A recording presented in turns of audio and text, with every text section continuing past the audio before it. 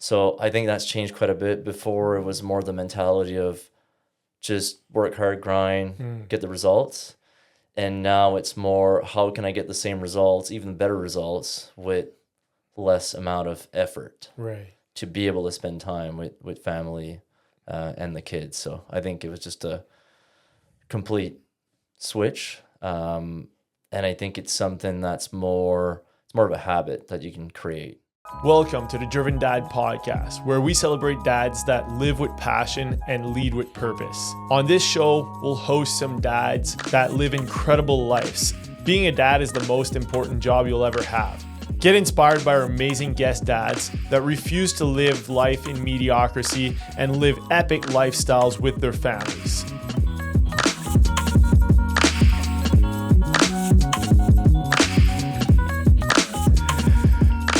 All right, guys, welcome back to the Driven Dad Podcast. Today's guest is a devoted girl dad, lifelong athlete, and visionary real estate entrepreneur. With a background in civil engineering and over a decade of real estate investing experience, he's the founder of Landry Properties, a company focused on creating multi-residential developments that bring lasting value to both investors and communities.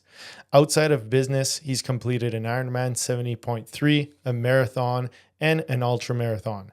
He's on a mission to build a life of financial freedom, work-life balance, and meaningful legacy.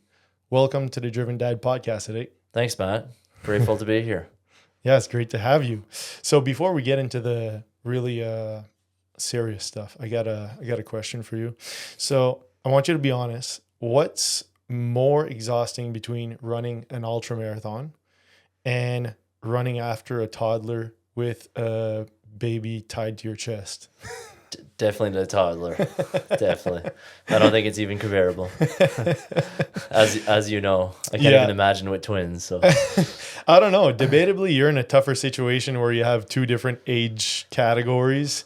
One wants one thing and the other's needs is a total, different bracket of needs. True. Luckily, my wife is very active and she takes care of the little one mainly, and then I run after the older one. So we kind of conquer and divide the tasks. Yeah, that's the way to do it, right? Like you have to know where your strengths are, and I feel like oftentimes the dads in the household tend to kind of magnetize towards the older kids and like that stage of childhood a little bit more than the baby stage. I think a lot of moms really appreciate the baby stage a little bit more. Yeah, no, I think you're right. I think on the dad side, the way I felt anyways, is you can definitely relate a lot more as they get older. When they're newborn, they're attached to the mom. So there's a bond there that started even before birth, right? So for us to just jump in, it's a bit more difficult. But as they grow older, you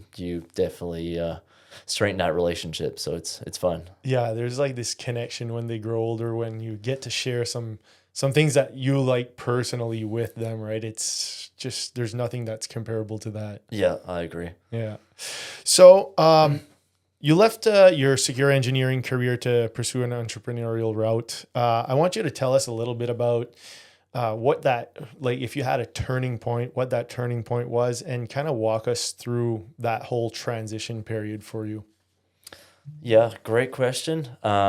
I don't think there's a defined answer. I started investing in real estate, as you mentioned, 10 to 15 years ago. Slowly, it's not something I was exposed to growing up at all.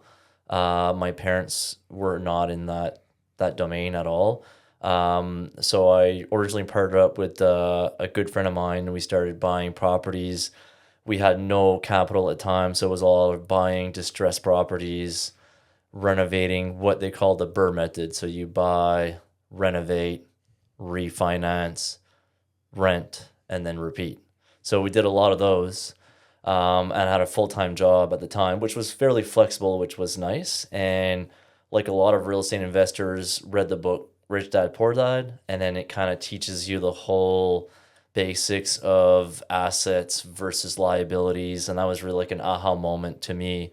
Something very simple, but that you're not really necessarily taught growing up or even at school or even at university. So once I kind of figured out that whole thing. There was one moment where I filled in an application finance sheet to get a loan, and I had to put my net worth. And I was only doing real estate on the side, and my whole net worth was real estate versus my large salary. So that was kind of the aha moment. And I was like, I want to create financial freedom, create generational wealth, and just decided to jump in full force into real estate investing. That's awesome. That's awesome. So what, like, aside from the financial side of it, was there anything else that was attractive to you to pursue that entrepreneurial route? Yeah, I think the freedom was the big one. Knew that I wanted a family eventually, so being financially free to be able to be there for the kids, to be able to travel, create memories, go on adventures. So it wasn't to say that, oh, I want this fancy car or this big house, but it was more just the freedom of if I want to be there for an event, I can't, and work won't be in the way type deal. So the freedom was a big part, and I think real estate involves a lot of construction, and with the engineering background, construction is always something I've had an interest in. So it was a passion, but also something that would allow me to be financially free long term as well. So Okay. yeah.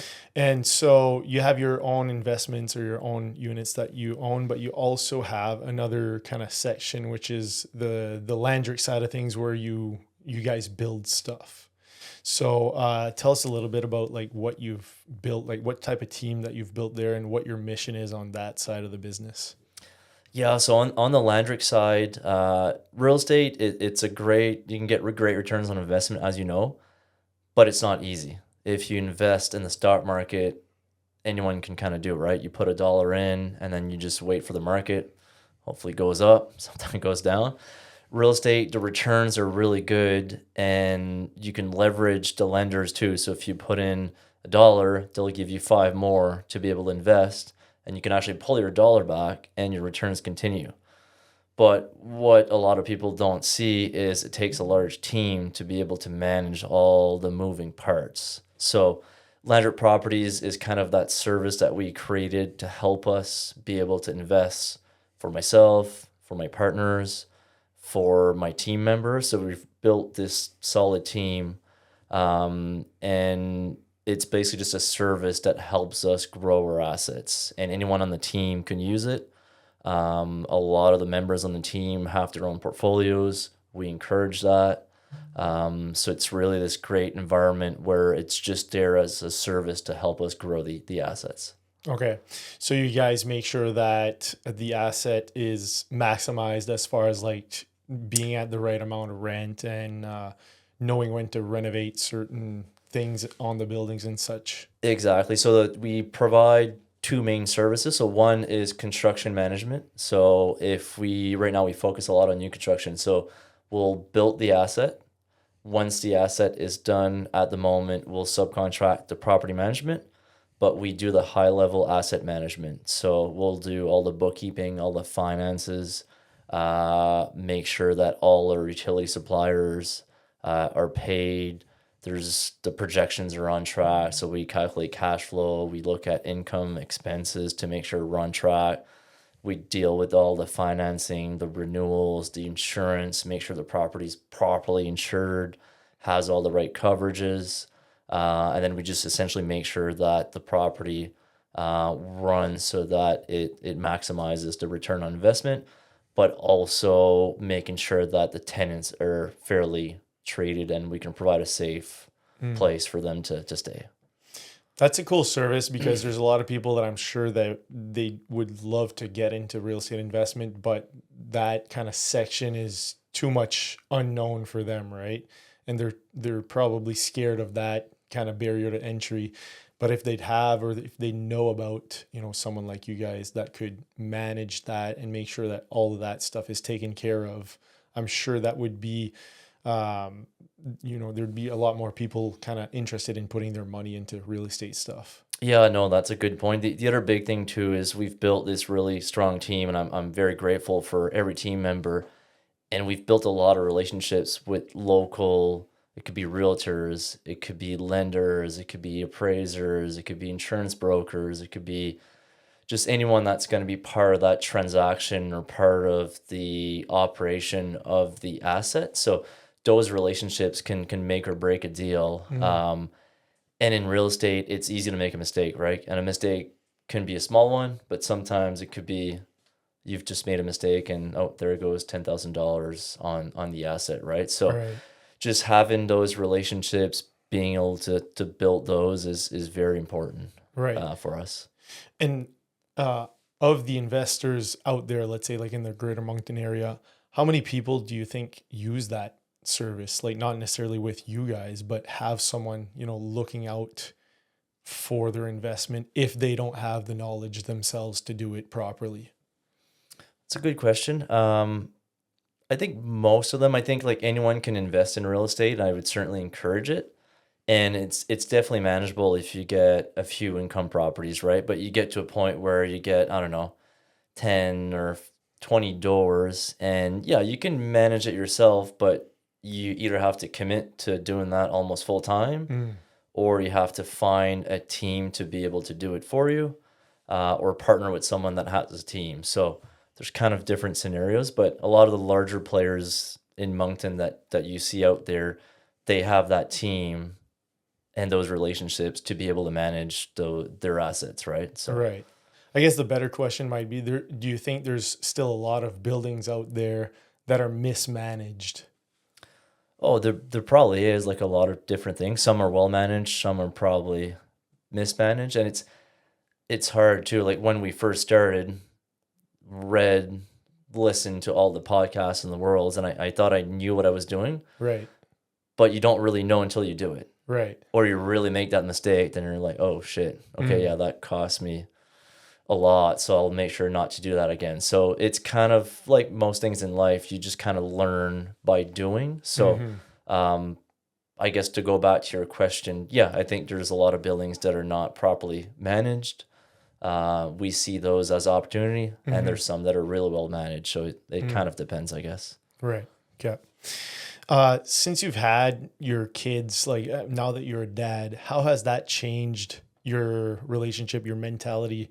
Like as far as the time, the effort that you put into your professional side, that into your entrepreneurial side, how has your mentality changed since becoming a dad?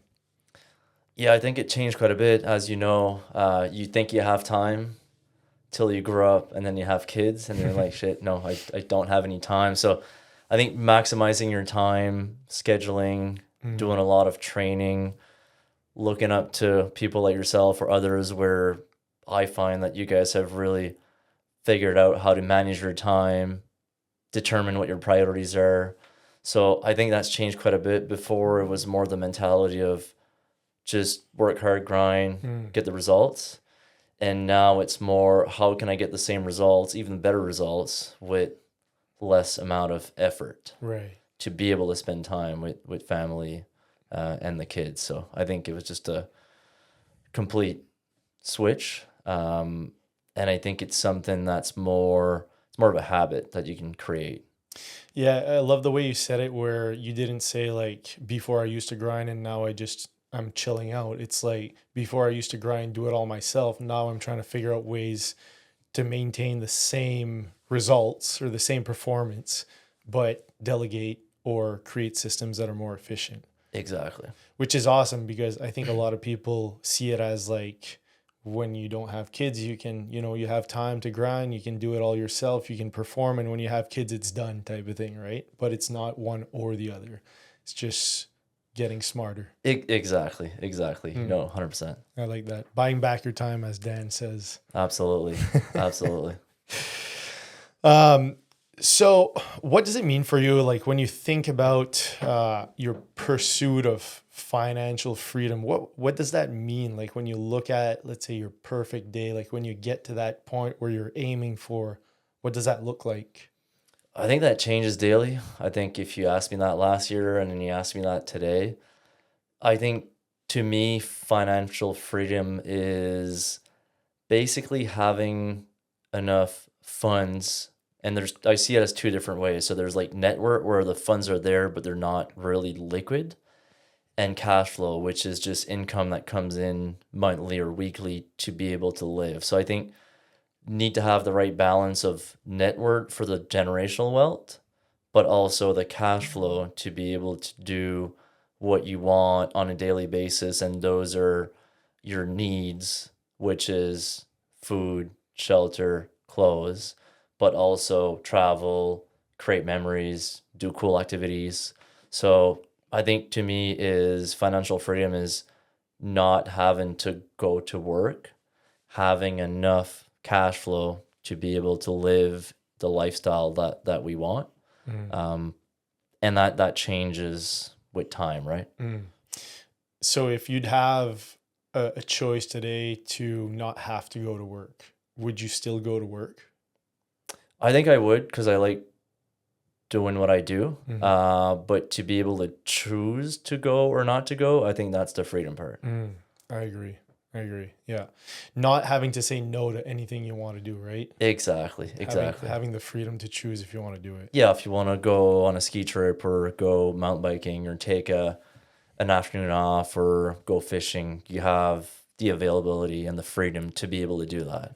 I think that's the real meaning of like being wealthy in life is, saying yes to the things that really fill your cup, if you will, or that really fire you up. Yeah. And having fun with your money, which I think it's Exactly. a funny thing. Like I often say, if I'd be really rich, I'd be, buying really weird shit compared to the other rich people, because it would be fun based, right? True. And I know there's a lot of people that, travel with their money, but usually or oftentimes you'll see people living more of a luxurious life, right? Like spending money on expensive meals or Ferraris or stuff like that, which is 100% cool.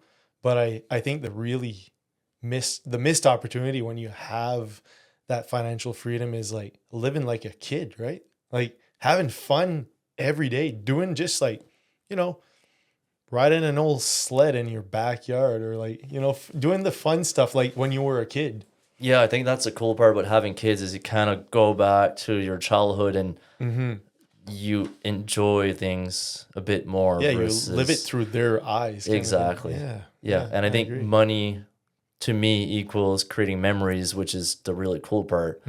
And riding an old sled in your backyard and building this massive ramp, to me, that's something you'll remember, right? Versus buying the expensive car. Yeah, it's going to be in your driveway, but it's not fulfilling necessarily or fun, right? So, no, I agree. Yeah, totally. So you've said that you want to create spaces that bring value not just to the investors, but to our communities here in Greater Moncton. Can you share a little bit about what that mission is for you and for Landry? Yeah, I think that mission, and we're still kind of figuring out exactly what that is, but essentially, we have the motto of build it forward. So we want to kind of challenge or change the way things are done. A lot of times, and we're 100% guilty for it too, is more of the copy paste method. So you see something, kind of copy it. It's easy because someone's done it before. But we want to kind of challenge that and build different buildings, improve the way people live, take into account more sustainability, community vibe. So how can we do that? Repurpose. So that's kind of our long-term vision, which is difficult because the project has to make financial sense as well, right? So just trying to balance okay, is it financially feasible versus we want to incorporate all these cool things and have a rooftop garden, but how do we achieve that by making it financially feasible for us, but also for the tenants living in the building? So that's kind of what we're working on, is just building different things, changing the way that people built the apartments, involving more of the community aspect in the property. So that's kind of our vision.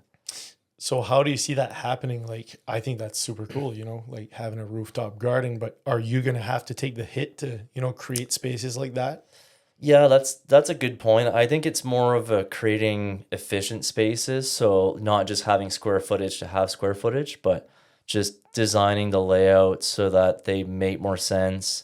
Just making decisions on the building envelope where maybe we can save on the foundation or the structure, and if we could do that, let's reinvest it in this other feature that's going to be beneficial to the tenant, right? So Mm. it all depends, and also on location. So if you look at a lot, how can we maximize the lot so that the building becomes more efficient? We might have more units, and then if the price per unit is less, well, we can probably reinvest that somehow in adding all these features or Mm. courtyards or amenities that the tenants can enjoy. Mm. And if you look at like the bigger cities, the space is way more efficient, right? Or like smaller spaces in apartments and stuff. A lot of like bachelor apartments where there's not Yeah. really like a bedroom. It's like one room and a bathroom. The one room is your bedroom and your kitchen and your living room and everything. I think we're likely going to start seeing that here and there to, like you said, maximize the space so that that $200,000 lot can be divided into, 15 units instead of 12 units or something like that. And then in the end, maybe that leaves money on the table to be creative or like, add some value like a rooftop garden or something like that. Yeah, exactly. And I think the size of the units too, like there's a lot of, for example, a lot of two bedrooms in Moncton. Mm. So we try to keep track of the demand, and bachelor units or one beds are super popular right now. There's a high demand, which is like, for example, a couple or Mm. two people would look for a potentially a one bed or even a bachelor, and there's not many in town right now. So we're just trying to understand what the true needs are and then try to implement them into the buildings. Mm.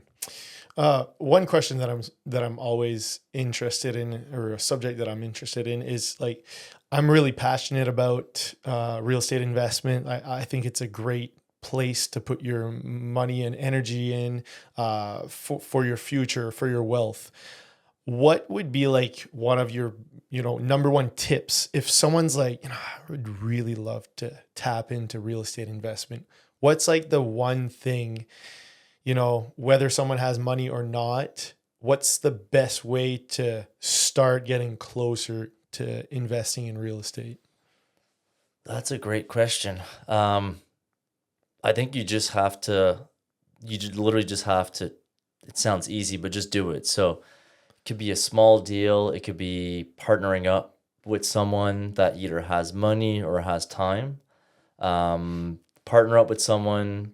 I don't own anything to myself. I have partners in every building that I have. So I think having someone else to bounce ideas and to help you out is great. So I think find a partner and then just do it. It could be a tiny deal or it could be a larger deal, but I think just try it. It could be anything from buying an old house, renovating it, flipping it. It could be um, buying a vacant piece of land and reselling it. It could be buying an old house, renovating it, keeping it as a rental. Mm. Um, it could be many different things. It could be buying your first home at a basement in-law suite. It could I be, think that's the easiest I way, think that's the honestly. easiest way. Or my first deal was buying a house. I didn't know what I was getting into. And then I rented a few bedrooms to a few of my buddies. We had the time of our lives for 3 4 years.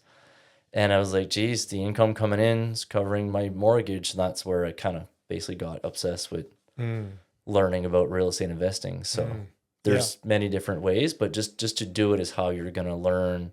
And it looks scary, but there's so many scenarios, right? It's not like stock market where you go in and your only scenario is, do I keep my money in or do I take it out? Mm. Here it's like, okay, you invest, you can refinance, you can sell, you can renovate, there's many different options in how to structure the deal Mm. depending on the market, depending on the interest rates, depending on. So I think that's the cool part about real estate. There's always many options. Mm. Yeah, I think definitely at the moment, like if I'd be younger, pre-kids for sure, I'd be looking into buying something that I'm gonna live in and rent one or two or three more units in that same building. And Yeah. now in Moncton with the new rezoning, it allows you to create some more units than before in your house if it allows it to, if you have a house that you can allow yourself to create more units in. So yeah, it's an easy-ish way to tap into the market. Yeah, exactly. There's always smaller entries, or it could be just even if you have a few dollars, just partner. You can have multiple partners. And, yeah. I think another way too, or another thing to look at, like for someone looking to tap into real estate market, if you're not going to do it with your personal home, I think it's like realizing where your value lies. And I think there's two things. You either have, a fair amount of money, which is attractive, or you're a hustler and you have time and you can, put in the legwork, if you will, and realizing like which of the two are you. I don't think there's any real other value. Like I think it's one or the other. You either have the money or you want to do all the dirty work for the guy that has the money. There's two categories. You're one or the other. Know which one you are, and then just hang around people that are investing or that want to invest and tell everyone which person you are. Like if you have money, tell people you have money to put into projects. If you're a hustler, tell everyone that you'll do the dirty work for the people that have the money. And I think you're gonna be a magnet. 100%. One way or the other, right? Yeah, I agree. And you can shift too. Like when I started, 100% the hustler, still am, but slowly getting to a place where eventually with that financial freedom goal, don't want to be necessarily the hustler anymore, but looking for someone to be that person. So there's no deal unless those two aspects exist, in my opinion. And that's a good point too on the hustle side. If you don't have the funds, don't have the partner, you can do wholesaling. So find a deal and then bring it to someone who buys real estate and then charge a small fee, and then you've made a decent penny on not doing anything, right? So there's so many entry level ways, but yeah, that's a good point. I think to have a deal, there's three things. There's money, there's work, and then there's the deal. And those three have to align. If not, the deal is not gonna work. Long story short, if there's any dads out there that are saying that they want to get into real estate, there's no reason why you can't do it. Basically. There's always besides a deal. the fear. Exactly, yeah, the fear of the unknown, right? Like everything else. Yeah. And it's like everyone looks at it as like a nice to have. Well, it'd be nice to have real estate. Well, do you want it? Like just, get started. Yeah. It's a decision. If it's the fear of the unknown, then educate yourself. Talk to people that have some. They'll tell you how to do it. Maybe they'll do a deal with you. Probably, Yeah, and there's so much information out there on podcasts, on YouTube channels, on books. So yeah, no, there's tons of information out there. Yeah. It's just same for us. Like when we started, it seemed like the riskiest thing in the world, right? It was like, oh my God, like we're never gonna rent these things. We're gonna go bankrupt. But those are just all misconceptions. Yeah, for sure. And I think the way I looked at it too is like, don't take too much of a big bite at first. The way I looked at it when we bought our first one was like, worst case scenario, I can pay this mortgage for a month or two personally. Worst case, because it's, we're talking about $1,500 or $2,000 a month, not $25,000 a month. And then you build up from there, right? You have to like evaluate your risk tolerance. I was very comfortable with that. I would not have been comfortable with buying, 24 units for my first investment. That's me. Because the way I saw it was like the worst case scenario, I'm cool with it. I'm okay with that. But, the risk tolerance is different for everyone. The people that usually make it big, take bigger risks, and leverage themselves a little bit more. But it depends on what you're comfortable doing. Yeah, that's a good point. The other thing about real estate too, it's basically not when you get into the market, but it's the time in the market. So the earlier you can get in, the better it is. People were saying, oh, it's too risky in 2015 because the vacancy rate was at 10%. Well, if you bought in 2015 in Moncton, You're laughing. you're laughing today, right? And then same thing when COVID hit. It was like, oh my God, the interest rates are, or sorry, not the interest rates, but COVID's hitting. Is the rental market gonna go belly up? Well, no, the interest rates were at an all-time low. So there's never a wrong time to get into the market. It's just my number one tip would be just never put yourself in a position where you're forced to sell. That's where things can go wrong. So just make sure, like you said, you can cover the payment for a month or two if something happens, or you have something else where you can transfer funds, and just don't put yourself in a position where you're forced to sell. Make sure you're not leveraged too high. And then if there's a dip in the market, which there is, it's the cycle, right? Like 2008 in the US is people lost their homes. So that was, of course, terrible. But it was also the ideal time for investors to buy because they could buy at a low price. And then the market came back up 2 years after. So as long as you can ride that wave, just don't sell when the hard times hit, I guess. And something that I've kind of learned off of you a little bit is like the purchase price of the deal also will decide like if it's a good investment or not from day one. You can either be at market value, below, or above.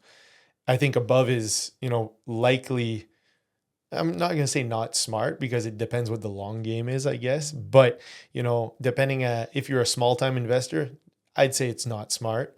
If you're starting or like, you don't have super deep pockets, I think you should be winning day one. Like, you bought it 10 grand under market value. Well, you have 10 grand equity today. You just made 10 grand by buying that house or that duplex or whatever, which is not always a possibility, depending in the market or whatever. But I think if you're, a person that doesn't want to put yourself in a risky situation, I think you should wait for a deal that, day one, you bought that home, that property for under the market valuation, that it is at today. And I think that way, the worst case scenario is you get all your money back and probably a couple extra grand in your pocket. Yeah, no, I agree. Someone told me that. I can't remember who it was, but they said literally the only thing you can control in real estate is the purchase price. Everything else that comes after, you can mitigate and you can manage, but you can't control it. Can't control interest rates. Can't control if the property value is going to go up. Is it going to go down? You can manage what you're going to do when that happens, but the only thing you can truly control is the price you buy it at. Yeah. So great point. Yeah. Yeah. It's something that's important to focus on, I think. Yeah. So later on in life, you have 2 daughters. How do you see, so you've talked about like building a legacy, building generational wealth, but how do you see that generational wealth being shared with your daughters? Like, I know I have kind of like a rough thought in my mind of like, whatever amount of money I have, I always tell my kids like, this is yours. Like, this chair is yours. This bike, this is yours. Like, everything I own is all yours. I don't keep that a secret. I don't say like, this is mine, that's not yours. My things are your things whenever I'm done with it. That's just like, it's just the way it is. Like, I think it's a cool thing that you have an opportunity to do as a father, is like everything you work towards is for them, right? So I'll be super happy the day I can give them anything, whether it's a small thing or a big thing, but I'm not going to give my kids an apartment building for free because of the lesson. So what's your plan? Yeah, that's a great point. Do you mind elaborating more on what your plan is? How you see that? I don't have like an being elaborate plan. I think the plan would be, like I said, like I don't have the details worked out, but I think the plan would be like, I'm not really going to tell them what day the apartment building is going to be theirs. And maybe I won't have any apartments at that time or whatever, but whatever the product or the amount of money may be, I think there needs to be lessons and work that goes into, I'm going to say like deserving that amount of money or that thing or that value or that wealth. They need to learn lessons and put in the work before getting that thing, right? I just don't have that perfect plan. And the really important lesson here is like, you can't get anything without putting the work in. It doesn't matter, like, yeah, as a dad, like, or as a parent, you always like kind of want to make sure that your kids have everything they need and they're happy and whatever. But you have to look past the instant gratification and look towards like the big lifelong lessons here and say, like, if I give them 100 grand or an apartment building or whatever, there is zero lessons here. The lesson is life is easy, which is bullshit. So I think that's like, I know what I don't want to do. I'm not really sure how I'm going to, create that plan. Makes sense. And I think I kind of think the same way. So the way I see it, very similar to you, is it's building generational wealth, and an asset ideally is always going to be there. We're going to move some around probably to switch the portfolio. And my girls, they may never have an interest in real estate, right? So it's kind of hard to say I'm never going to force that upon them. But I think being in that domain, to be able to teach them, okay, what's an asset? What's a liability? How to manage your money? How do you work for it? Make sure things are never necessarily given to them. They're going to have to work for it. So I want to use the business that I'm in, expose them as much as possible to learn those lessons growing up. And hopefully they'll have an interest in the company or in real estate in general, that they'll be able to continue, hopefully, the legacy and continue building that. But like you said, I think the important part is teaching the lessons along the way. I don't have a clear vision of what that exactly looks like per se. And there's not going to be necessarily handed at the end either, right? But it's going to be, tell them what you have. This could be yours one day, and this is how it's run. These are the lessons that we've learned by going through the process. So I think it's more of I see it more as not school, but like teaching them lessons, making sure that we develop the proper values, and then hopefully they have interest. And one day, hopefully there's wealth to be able to be transferred to them with the tools that hopefully we taught them, that they'll be able to transfer the wealth to the next generation and then follow along with that versus just kind of spend it in a month, right? So I think to me, that's the important part is I don't know how it's going to be transferred yet, but making sure that they have the values and understanding so that they can bring it to the next level and transfer it to their kids hopefully one day, and then it kind of continues from there. I think just listening to you talk about it, it kind of sparked in my mind, like, I think the real value is in, once we've built that general wealth, I think there's going to be a lot of cool opportunities for our kids that we can help them with. So like, maybe they're not interested, like you said, in real estate, but maybe they're super passionate about, I don't know, design. Like they want to design, interior design. Well, your daughter wants to start a business. Cool. I have 50 grand that I can loan you. And time. Interest free, and time and contacts. And I think that's where the real value is. And I'll teach you everything I know about running a business. Holy geez, like that's where the real value is going to lie, right? Because you've made, a ton of we've made a ton of mistakes that we can, teach them those lessons so they don't need to necessarily remake the same mistakes that we've made. I think that's like over and above the actual financial numbers that they'll receive later on. I think that's the really cool part of building generational wealth, is like we'll be creating opportunities for them along the way. Yeah, that's a good point. I think like money is one thing, freedom is one thing, and we all know people that have money, right? And you could be the coolest person in the world, or some of them can be complete assholes, right? So how do we teach our kids to make sure that when they grow up, they have the right values, and if there are funds there, how can they manage their lives and be held accountable to be able to give back to others and help others and be a good person in society in general, right? So I think that's the cool part is the teaching aspect, Yeah. but having freedom to do it and financial freedom to be able to do these cool activities, go to these cool places, experience all these cool things. Yeah. There's definitely great financial lessons there, like as far as like uh learning how to budget, learning how to save money, learning the value of money. Just the Exactly. value, like teaching your kids the value of money is something that's wildly understated. I think a lot of parents don't talk about it. You know, they'll just say like, no, you can't have that, or yes, you can have that, but they won't explain, you know, you can't have that because it costs $10 and we just spent $20 eating, you know, at the restaurant, or not $20, probably like $100, but eating at the restaurant before, you know, so we've spent $100 already today, you know, that $10 toy is for another day, you know, just like simple conversations depending on how old your kids are at the moment.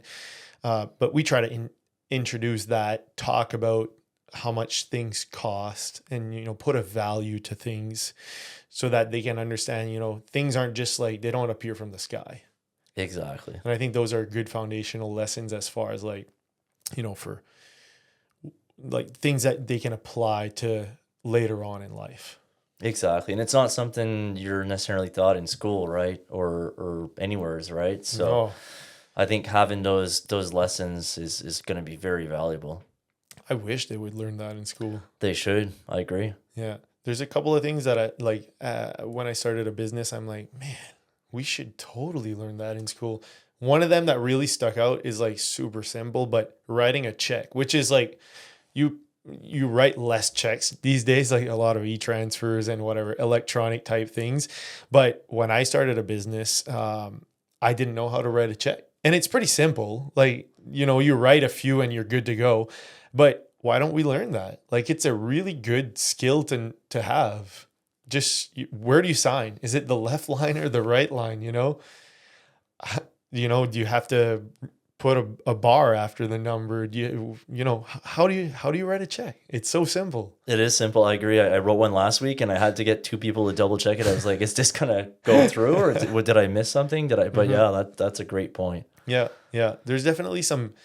It's crazy because we learn some really, you know, deep math or deep French or whatever at school, but we keep some stuff on the table that's very simple that, you know, anyone could be able to teach to the kids in school, but we just, you know, don't put importance on it, I guess.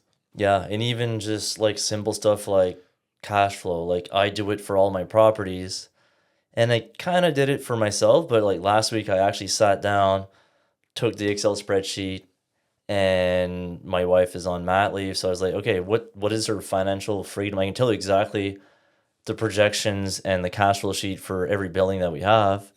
But for my personal life, I kind of know, but I actually wrote it on paper and I was like, wow, okay, this is like still eye opening, but it's not something that you learn to budget, just even the basic things at school, right? So 100%. And I think it's actually at a point like, as far as how society kind of sees it, is like they'd rather ignore their issues than look at them, right, and be aware of them. So like the finances are part of that.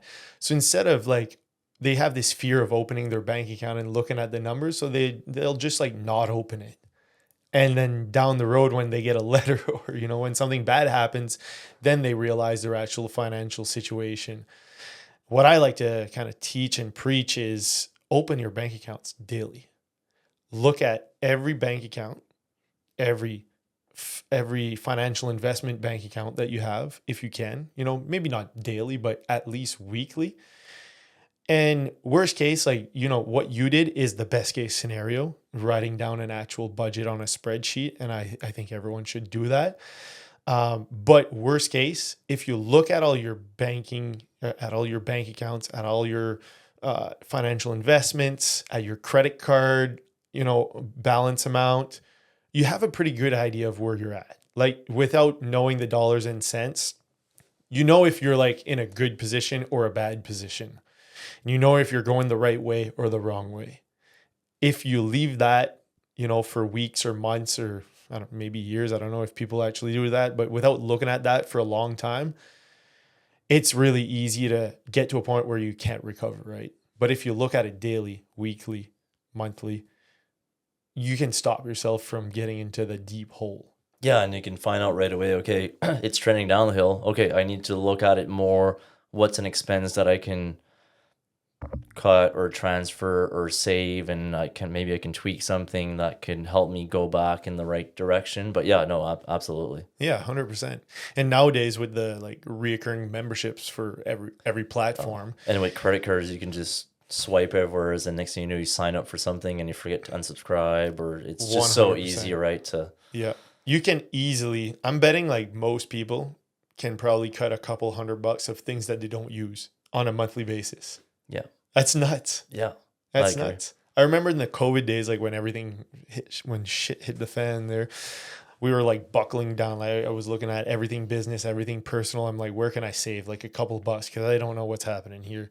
And I'd saved $350 per month by calling my insurance and like adjusting my daily kilometer, like my daily riding of kilometers. So instead of saying like, I don't know, I drive my car 400 kilometers per month, I said like I drive it 100 because I don't go anywhere right now. So it was like $100 off per month, something like that.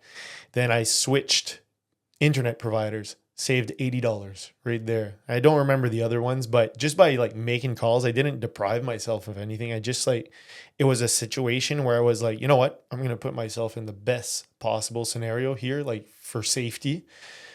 And I'm going to look at, where I can save a couple bucks.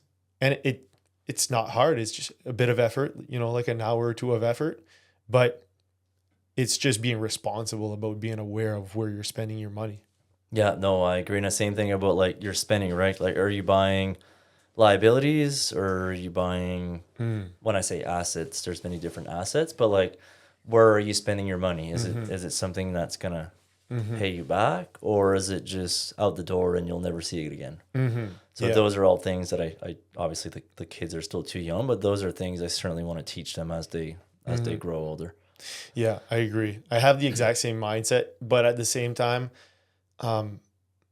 there's a fun account that is debatable on, depending who you are and what you think about that thing.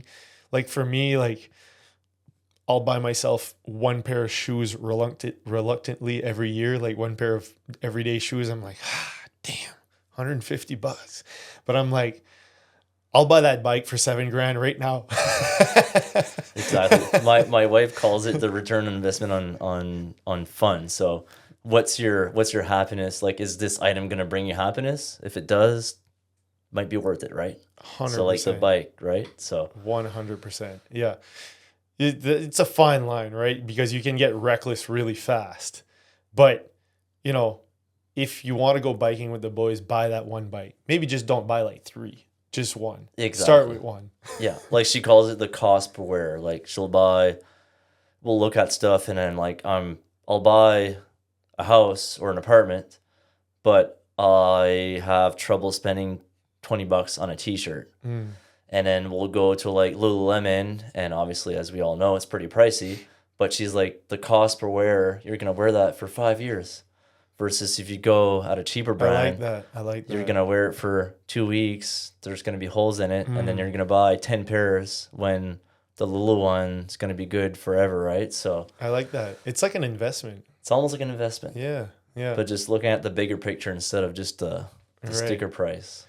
But I get what how your mentality is. Like you have your eye on the prize. Like, that right now you're buckling down on all your cash. You're putting it towards, the bigger picture. But sometimes you got to be like, you know what? Screw it. I'm taking $10,000. We're going to Costa Rica. We're actually doing that. Nice. No way. Good for you guys. Soon or? In March. Okay. Yeah, we just booked it this past week. The whole family. The whole family. That's awesome. Renee was like, hey, my friend has just booked a trip to Costa Rica. Do you want to go? I'm like, yep. She's like, what do you mean? I'm like, let's go. Whatever, If you would ask me if you should go, I'd tell you fucking right, So who am I to say like, no, we should keep that 10 grand, or it might not be 10 grand, but it's going to probably be close there. The cool part about that is you committed to it and you'll find a way to make that 10 grand back, right? Exactly. So there's no trip that I've taken that I was like, yeah, I can take 2 weeks off that time of year. It was more like, I'm going to figure out how I can take 2 weeks off that time of year. And like you said, that, whatever it ends up costing, it's going to be like, we're just going to figure it out. We're going to, work harder, and sometimes when you commit to something, it does push you to work harder, take an extra job, or, do an extra cash job here and there, something like that. Yeah, 100%. It's like setting a goal, right? If you don't set those goals, you're never going to get there. So like booking the trip, well, you have to find time to go and you have to find ways to pay for it. So by committing it to it, you're going to do it. But if you just say, oh, maybe we'll revisit a month before we go, you're not going to have the time to go and you're probably not going to have the funds to go, right? So yeah, that's a good point. 100%.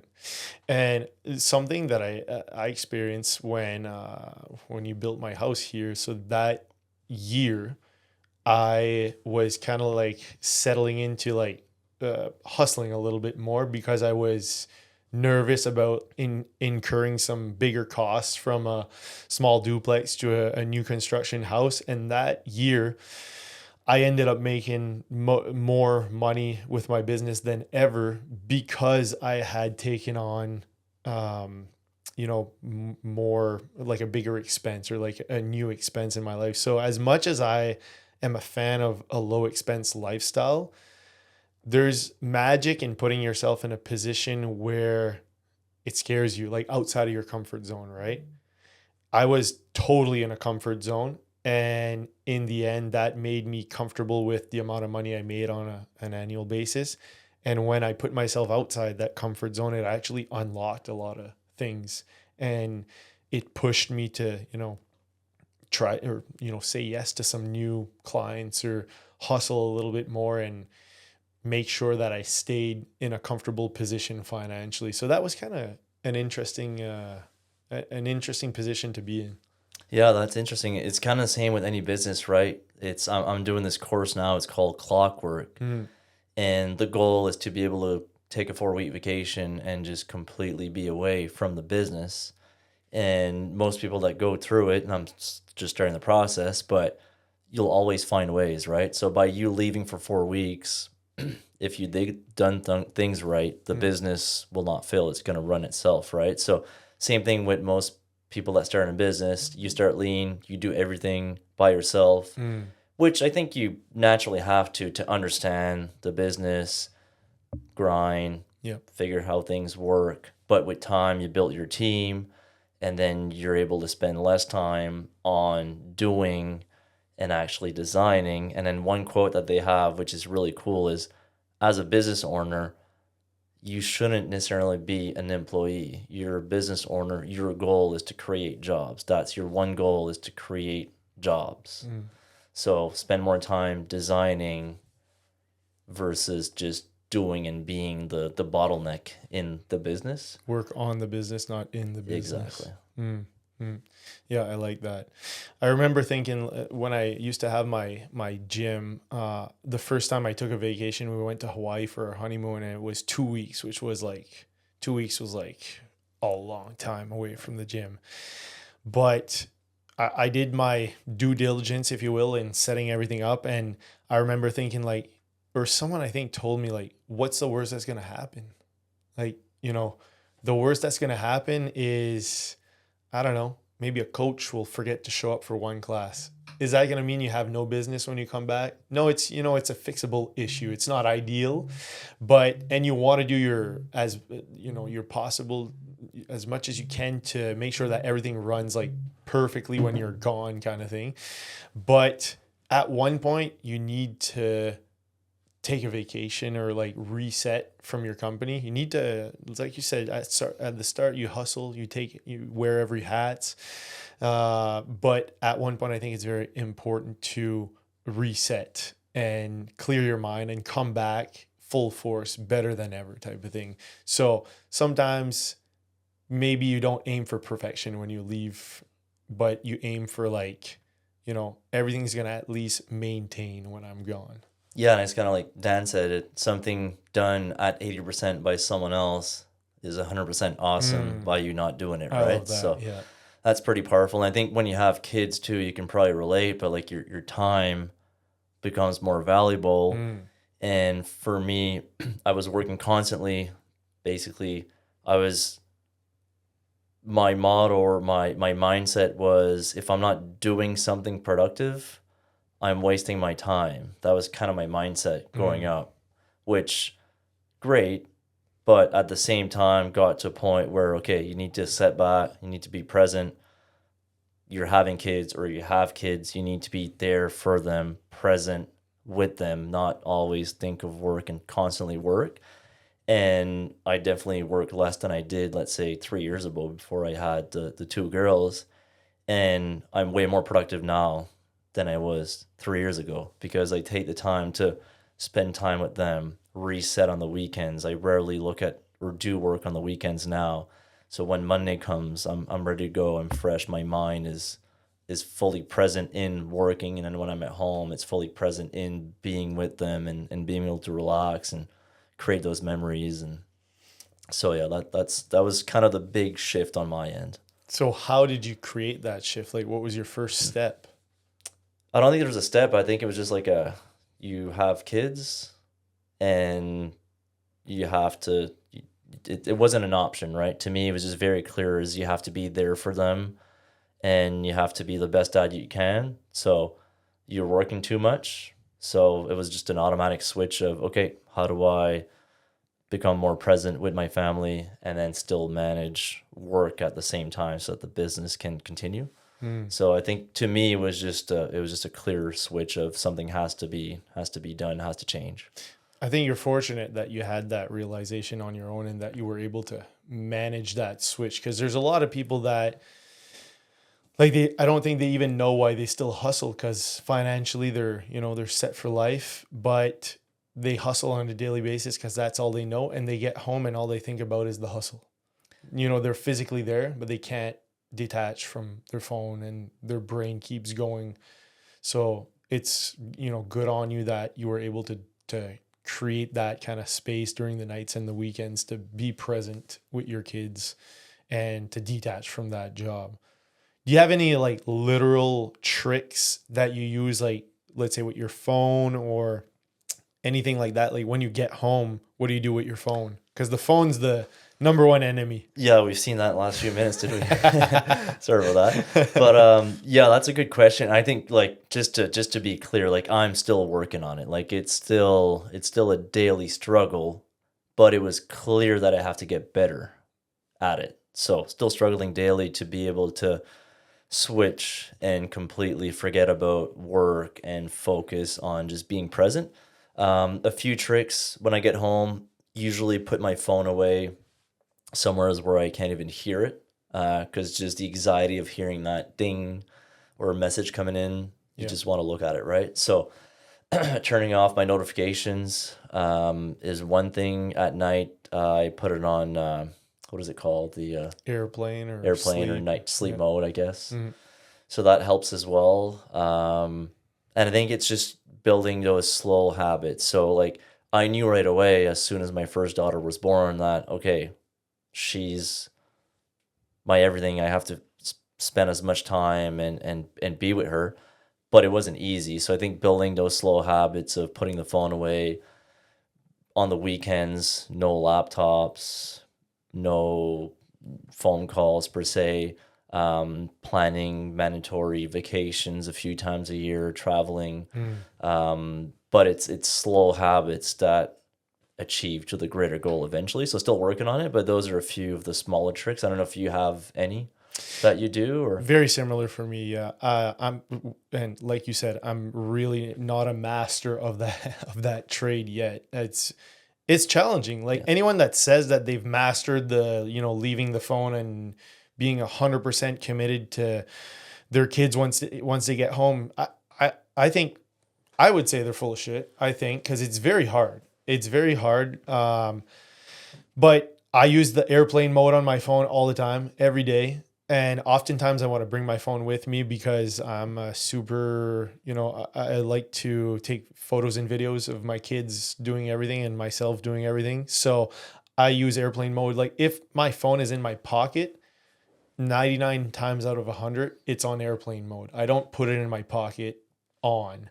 I don't like to have it on me when it's on. I don't like, the anxiety that comes from the vibrating phone and all that stuff. So like when I work, I'm either in my car or at my office. So the phone is on my desk.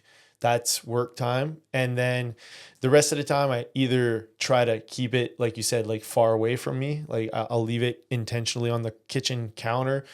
Or I'll put it on airplane mode if I want to have it with me to use for pictures and videos and stuff. But, it only takes that one red light that you see, and then you open it, and then you're screwed for a half hour. Next thing 100%. you know, and I hate myself when I do it. I'm embarrassed. No one else saw me do it, but I'm like, ah, frick, that's so dumb that we allow ourselves to get consumed by essentially worthless stuff, It's crazy, eh? It is, yeah. No, and as you were talking, I was thinking exactly of that. Every morning or most mornings with the newborn, my wife is at home, so I drive the little one at daycare, which is probably one of the best parts of my day.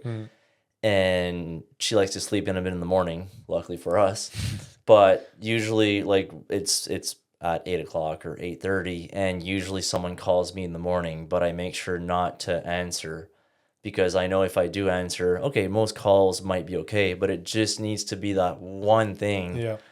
that if someone calls you early in the morning, it's probably not good news, and that's going to completely throw me off. It's going to throw off the whole drive from home to daycare. She's not going to necessarily understand what's going on, but she's going to feel the 100%. impact, right? So I make it a habit now to, if someone texts me, I don't look at my emails until I drop her off, because if I see that one email when I wake up in the morning, it's going to throw off my whole morning routine with my family and kids, and they're going to feel that impact without me even saying anything. So I yeah, think no, I can that's 100% relate. I think what you just said there is gold. Like just that being committed to something, is like one of the best parts of your day and likely their day too, because they feel your vibe. Like you said, some days they just wake up and they're, it's not going to be a great day, but for most days, like when they wake up, they're going to feel your vibe and feed off of you. Right. So if you're energetic, positive, happy, smiling, low stress, low anxiety, that's going to make a huge difference probably on their whole day, honestly. And you're going to have like some really good quality time in that time frame in the morning. I think that's like a really, really good golden nugget for all the dads, all the parents out there. And I haven't mastered that one in the morning. I turn my phone on a little earlier than you. So I'm going to work on that, because you're actually the second person that tells me that that's their daily morning habit. And the first one, I told myself I need to do that. And then now I'm like, okay, this is a sign. I need to work on that. That's the next step. Yeah. It's really funny. It's tough. But what's really funny is, we look on our phones for, I don't know what, like instant gratification. If, we posted something, or we just get consumed by all sorts of stuff on our phone. But really, really, like what the most important thing in our lives, and the thing that we say that we work for and that we do everything for them, is right in front of our eyes. So we're a little stupid. We're a little crazy, right? And that goes for a lot of things. Like, so you've just worked 70 hours this week for your kids. That makes no sense. Your kids are here already. The best thing in life already happened to you. They're here. You're not going to your kids don't care how much money you have, or as long as you can put a roof over your head and put some food on the table, that's really the only thing that matters. So you'll never be able to justify why you're working 70 hours a week, according to me anyways. I 100% agree. And just to go back what you said, I think I saw a post the other day where you were like, my kids don't always listen when I talk to them or when I tell them to do something, Mm. which is obviously true. Mm. But they watch you every step of the way. And I think even going further is they feel so like people won't always remember what you say to them. They won't necessarily always remember what you do, but they'll remember the way you made them feel. Mm. So I think that's crucial, like you say, like the vibe that you bring in when you're with them, I think they'll always remember that, right? So if you're always on your phone or you're not there or something else bothers you, they can feel that, right? Like they're a sponge. They're gonna remember that. They'll feel that. So this is something I'm newly working on, but just like yeah, what you say is important, obviously, but and what you do is important, but how do you make people feel when you're around them? I think that's how you're gonna be remembered for a longer period of time. I couldn't agree more. I couldn't agree more. I like I try to think about this daily, but I like the phrase your vibe attracts your tribe. And I think that can be applied to your kids too, in the sense of like, how exciting it's going to be for them to hang out with you on a daily basis. If you're excited to hang out with them and you're making everything feel really, really exciting, even though it's like a regular day, I think they're going to be excited about that regular thing, right? And I think they're going to want to maybe hang out with you longer, like when they're older. I hope. Yeah, That's my hope. 100%. That's my hope. But yeah, I think that's like a phrase where I think if you keep that in mind, like in general, whether it's at home or at work or with your friends, sometimes it's hard to be the energetic leader or whatever. Like some days you just want to tell everyone to fuck off, including your kids sometimes, honestly. Like sometimes you're like, I can't listen to you right now. But if you try to limit those days or those moments and you keep in mind, the way that, like you said, the way that you make them feel, they're going to remember that forever. So your vibe attracts your tribe is like something that I really, I have it posted there. I try to remember that on a daily basis, And I really think that it's going to bring a lot of good things in a lot of areas in your life. Like even if you think about opportunities professionally, a lot of the times people will choose, and I know you're like this, like you love to give people opportunities, no matter if you benefit from it or not. It's just like on a helping basis or like a transferring your knowledge to other people type basis. But I know you're not going to do that if someone's an asshole. However, if someone's a really cool dude that looks really interested in like learning and brings a good energy to the table, that person is going to get opportunities professionally, right? I think it's just a cool thing to keep top of mind.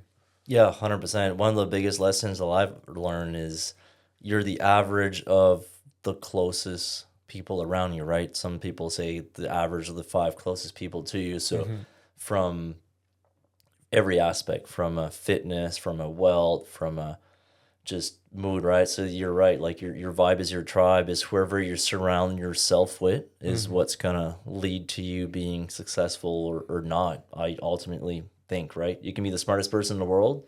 If you don't surround yourself with key individuals, probably not gonna go anywhere. Mm-hmm. I also like the word, if you're the smartest person in the room, you're in the wrong room. 100%. I like that one. That one makes me uncomfortable, but I love it. Yeah, I agree. I've never been in that position, so I'm not sure, but I agree. It's one that makes me want, like, get out of my comfort zone when I think about it. Like, I'm like, if you're training with, certain people and you're the fittest person there, that's an issue, depending on your goals, obviously. But if you want to get better at biking and you're the best biker, it's fine if you just want to have fun. But if you want to get better, you're not biking with the right people. Same as like, if all your friends are broke and you want to be rich, there's a problem there, Yeah. It's a cool thing to think about also. I agree. Yeah. Yeah. So before I let you go here, Eric, if you could look back when your kids, or if we could look forward, I guess, when your kids are older, in their 20s, in their 30s, or maybe even later, what's the thing, or what's what kind of thoughts would you like your kids to have when they reflect back on you? What kind of person do you want them to say that you were? Yeah, that's a good question, scary question, I think, to think that far. I don't have anything specific. I think once they're older and if they look back, I think I want them to think that, okay, mom and dad were always there for me in the good times, in the bad time. They kind of always had my back. So I just want to make sure that I'm able to support them, be present with them as much as possible. I think creating really cool memories, either traveling, learning, going to different places is something that's kind of on my list for them to be able to do in the next 20 years. But I think just being there for them, just knowing that whatever's going on, they can come to dad, and especially having girls, right? Like you'd think they'd be generally more attached to the mom, but I want to be there where, okay, I'm a dad, but you can talk to me about anything and you can be an open book. I think that's one of the main things I want to keep in mind as I grow and build relationships with them. I think that's awesome. What are yours? I'm curious to. Very similar to yours. I just want my kids to say that, you know, I was there, like you said. And I want them to say that I was, you know, a fun dad, a good dad, you know, fun to be around. That I brought them on many adventures, many cool experiences. And I think what you said about, like, you know, having that open door for them to come and talk to you and you just listen to what they have to say. I think that's a key to them being, you know, having a good connection with you, not only when they're young, but when they get older, right? Because that's when a lot of the, you know, bigger challenges come. Maybe the more, you know, the things that are more tough to talk about. So I think if you build up that relationship from an early stage and you show them that, you know, you can listen to them and not necessarily analyze their every move or their every word, but just, like you said, be there for them, whether you need to teach them a lesson or not about that thing. I think if you establish that at an early age, then you're going to really have that solidified connection for a lifetime. Yeah, I agree. I think in society in general, and you can probably agree to this or not, but I think the dad is often viewed as kind of the provider, Mm, right? Which is great, and the mom can be too, absolutely. But mm, I don't want to be just that, right? Like, yeah, I want to help in that aspect for sure, but I want to be present with them in there as well. 100%. Yeah. The dad's not the hard motherfucker that they were, like, you know, a few decades ago. Exactly. We can be hard, you know, if they bring their boyfriends home and stuff, but Yeah, it's the reason why I'm staying fit, trying to stay fit. well, Eric, thanks a lot for being on the show. It was a true pleasure. Thanks for being the great dad that you are. Thanks for inspiring all the other dads out there.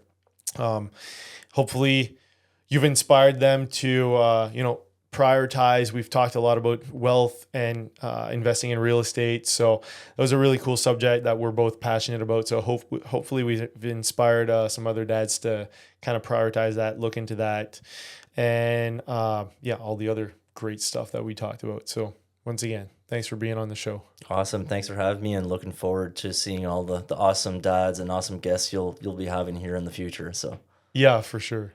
All right. Thanks, Eric. awesome. Thanks, Matt.